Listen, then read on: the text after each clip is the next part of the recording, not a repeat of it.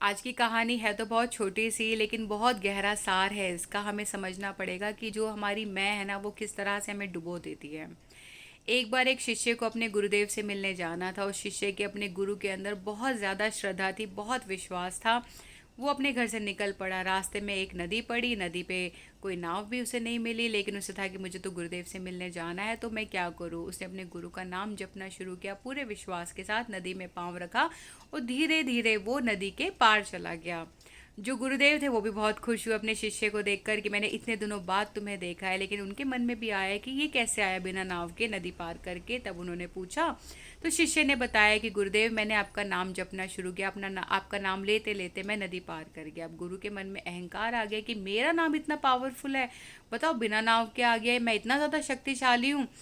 अब गुरुदेव को भी कहीं जाना था। उन्होंने कहा मैं नाव से नहीं जाऊंगा, मैं तो खुद से जाऊंगा। उन्होंने मैं करना शुरू कर दिया और जैसे ही नदी में पाँव रखा, बीच नदी में जाकर वो डूब गए।